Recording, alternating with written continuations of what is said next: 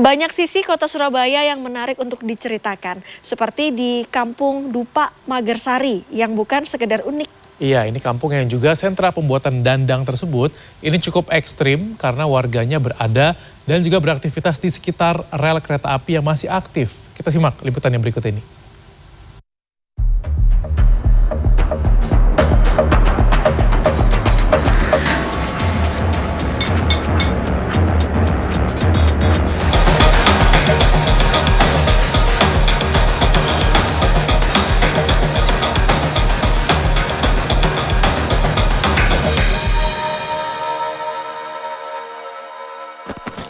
Di Surabaya ada salah satu kampung yang unik. Mengapa? Karena berbatasan langsung dengan rel kereta api. Tadinya saya tidak menyangka bahwa di sini merupakan salah satu sentra penghasil dandang di kota Surabaya yang masih eksis hingga saat ini.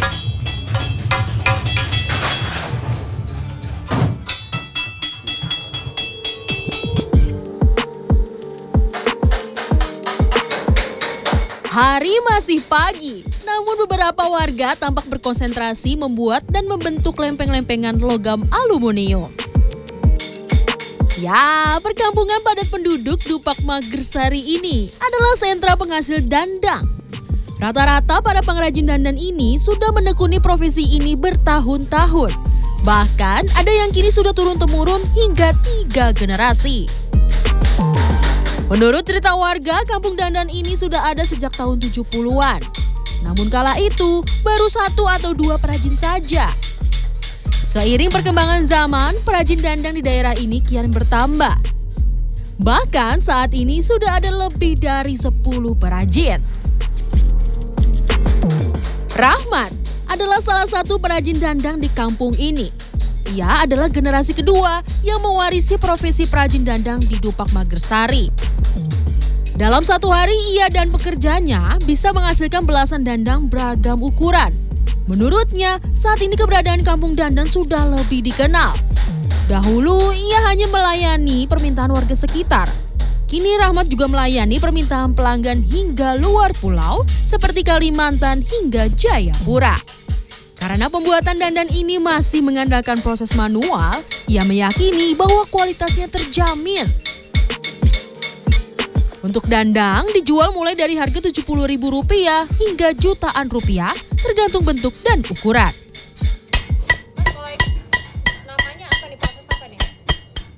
Ini buat tatakan, Mbak. Buat penahanin sarangan kayak gini. Oke. Kalau Mas Rahmat sendiri ini mulai menekuni profesi sebagai pengrajin dandang ini sejak kapan ya? Kalau menekuni sih udah lama, cuman ikut orang tua. Cuman 3 tahunan kemarin ini baru buka sendiri. Kalau bedanya dandang buatan kampung dandang Surabaya ini ya dengan produk pabrikan, Anda melihatnya gimana perbedaannya, Mas? Ya kalau buatan kerajinan tangan ini lebih tebal, Pak. Kalau di pabrikan kan biasanya tipis. Tidak hanya Rahmat, mungkin ada belasan warga yang menggantungkan nasibnya dari pembuatan dandang ini. Hampir dipastikan semua pekerja adalah warga asli Dupak Magersari, Surabaya. Berada di sekitar rel kereta api yang masih aktif memang cukup beresiko. Namun di sisi lain, hal ini juga menjadi ciri khas tersendiri bagi kampung dandang Dupak Magersari ini.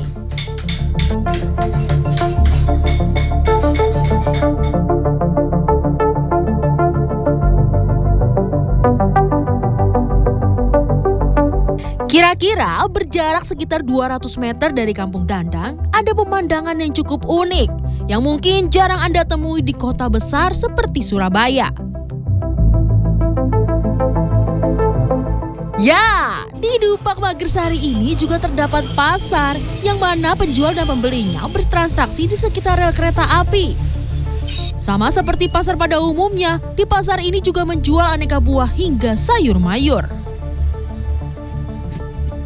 Pasar yang satu ini memang agak lain ya, cukup ekstrim karena berada di sekitar perlintasan rel kereta api yang masih aktif. Jadi di sini saya harus standby, tidak hanya mikirin tawar-menawar harga, tapi juga harus waspada dengar suara sirine kereta. Kalau kereta datang tentu kita harus menghindar dan mencari aman. Oke, saya mau belanja dulu.